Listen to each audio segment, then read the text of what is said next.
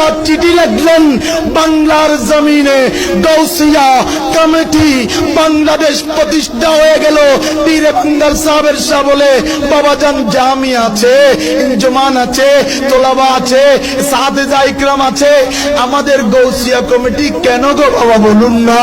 আমার হুজুর কেবলা তৈয়ব শাহ বলে, ও সাহেবের রে গাউসিয়া কমিটি কেন? এই কথা গাউসিয়া কমিটি নিজেই বলে দেবে।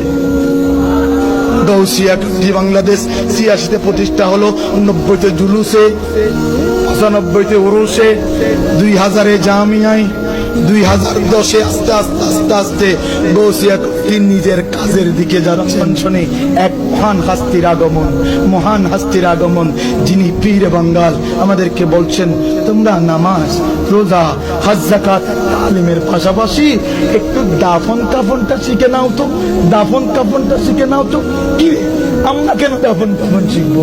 এটা তো মসজিদের মুয়াজ্জিনের কাজ, মুরব্বী বাবাদের কাজ, যুবকরা কেন শিখবে? আহা, সেদিন বুঝি নাই পীরে বাঙ্গাল কেমন হাস্তি, কেমন হাস্তি। করোনা আসবে ২০ সালে, ১০ সাল থেকে আমাদেরকে শিক্ষা দিচ্ছে দাফন কাফন শিখে নাও, করোনা আসলে কেউ কারো হবে না। রাহমাতুল লিল আলামিনের গাউসিয়া কমিটি সবার হয়ে যাবে। ২০২০ সাল এলো, করোনা ধরা পড়লো। ৭১ টিভির একজন সাংবাদিক বলে হিন্দু হোক, মুসলমান হোক, বুদ্ধ হোক, খ্রিস্টান হোক, ফুরিয়ে দিতে হবে, ফুরিয়ে দেওয়া ছাড়া কাজ নাই, কোনো কাজ নাই। তখন আমার মুরব্বীরা অন্তরটা খারাপ হয়ে গিয়েছিল, করোনায় তো মরব, কিন্তু দাফন কাফনটা তো পাবো না।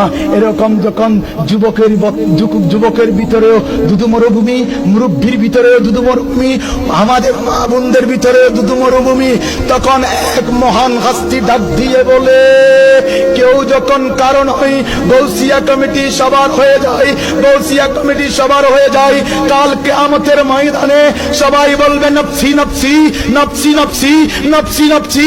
এক মহান কাস্তি বলবে উম্মতি উম্মতি উম্মতি উম্মতি।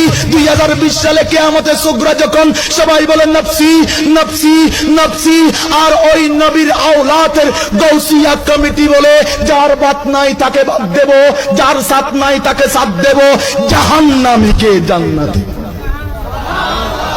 যার বাত নাই তাকে বাদ দে, যার সাথ নাই তাকে সাথ দে, জাহান্নামীকে জান্নাতি বানিয়ে দে।